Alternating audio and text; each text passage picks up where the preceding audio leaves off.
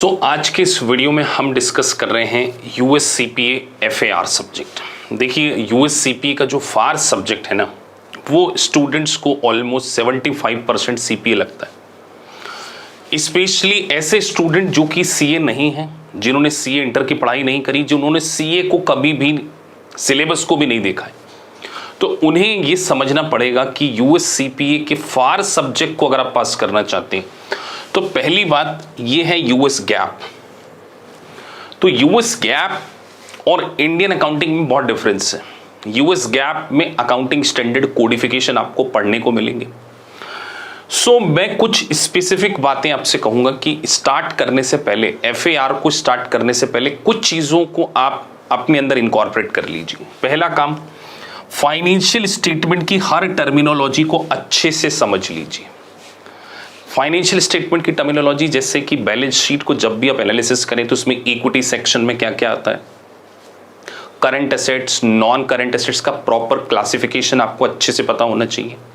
मतलब US gap के according financial statement, जिसको हम प्री FAR बैच में पढ़ाते हैं, मतलब फार बैच को पढ़ाने से पहले ही हम आपको ये basic terminology of US gap clear कर देते हैं। दूसरा, एडवांस लेवल की जनरल एंट्रीज को बहुत ज़्यादा स्ट्रॉन्ग कीजिए और बैलेंस शीट डेट के adjustment like accrued, prepaid, outstanding, ये यूएस गैप में काफ़ी अच्छे लेवल पर आपसे पूछे जाते हैं। तो यूएस गैप की टर्मिनोलॉजी को अच्छे से अंडरस्टैंड कीजिए, जनरल एंट्री के ऊपर पूरा फोकस कीजिए और एक साउंड अकाउंटिंग बेस आपको करना चाहिए बिफोर अंडरस्टैंडिंग दी सीपीए फार। अदरवाइज बहुत ज़्यादा टाइम निकल जाएगा आपका।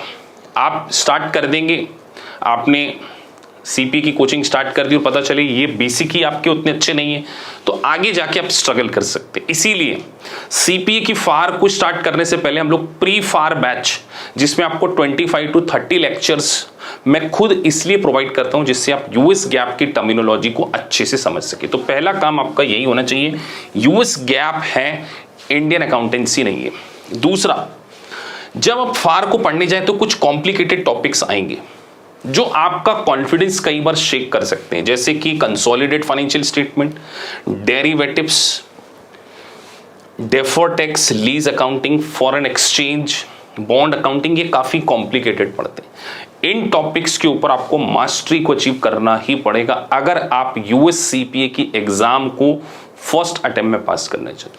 तो एक अलग से सेगमेंट लेता हूं मैं। इस सेगमेंट को कॉम्प्रिहेंसिव सीरीज के नाम से मैंने डिजाइन किया हुआ है। इसमें आपको रिव्यू प्रोवाइडर्स के अकॉर्डिंग नहीं, पूरा इन डेप्थ नॉलेज प्रोवाइड किया जाएगा। कई बार इतने पोर्शन में से 50% क्वेश्चन आ जाते हैं। तो derivatives, consolidation, deferred tax, lease accounting, bond accounting को बहुत ध्यान से पढ़िए अगर आप आपकी सीपी की एग्जाम को देने जा रहे हैं।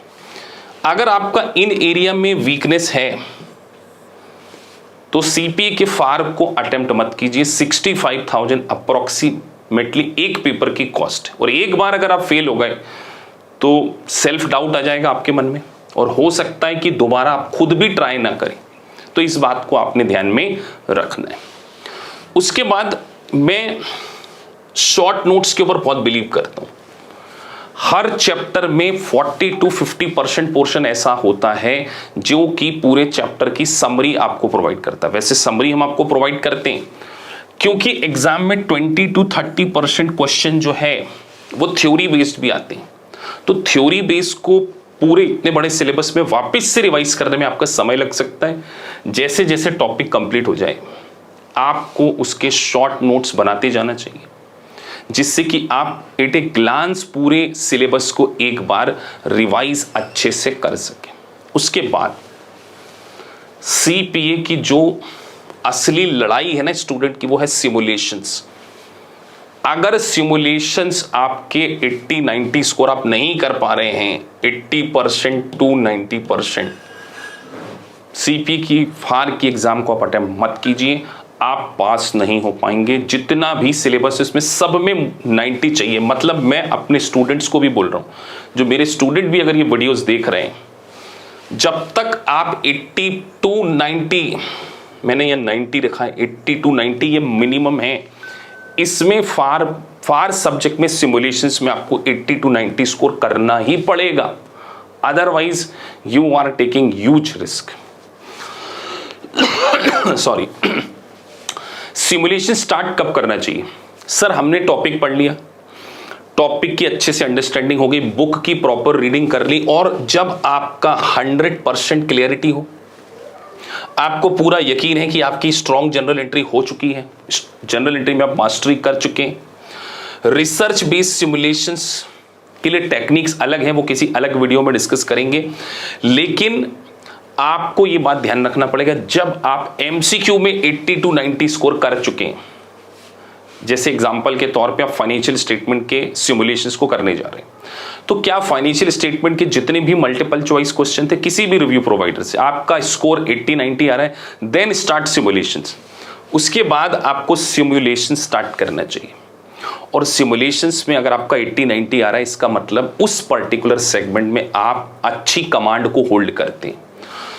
कुछ गलतियां होंगी आपसे, आप क्वेश्चन करेंगे सिमुलेशंस में, उन रॉन्ग पॉइंट्स के समरी नोट्स बनाइए, जिससे कि आपको बार बार वही सिमुलेशंस नहीं करना पड़े, नहीं तो 300-400 सिमुलेशंस दोबारा करने में आपका 6 to 8 मंथ पूरा वेस्ट हो जाएगा, और पता चले आप 8 महीने में फार की एग्जाम को भी क्रैक नहीं कर पा रहे। ये मेरी एडवाइस, और बार बार बोलता हूं कि हमारा पूरा फोकस कॉम्प्रिहेंसिव स्टडी प्लान पे, एक सही स्टडी प्लान, एक मेंटोर का सपोर्ट, और last but not the least, US gap के फंडामेंटल को स्ट्रॉन्ग किए बिना आप एफएआर सब्जेक्ट को पास नहीं कर पाएंगे। तो इस रोड मैप में छोटे से वीडियो में मैं आपको यही बताने चाह रहा हूं, सीपीए का फार वाकई बहुत चैलेंजिंग है, तो इस चैलेंज को अच्छे से कंपीट करने के लिए आपका फाउंडेशन बहुत स्ट्रांग होना चाहिए, जनरल एंट्री बहुत स्ट्रांग होनी चाहिए, और सिमुलेशंस की मास्टरी। अगर ये सब आपने अचीव कर लिया, गो अहेड, डेफिनेटली आप सीपीए के फार को 101% पास करेंगे। So thank you for watching this video. If you really like the video, please like and subscribe the channel. Thank you for watching this.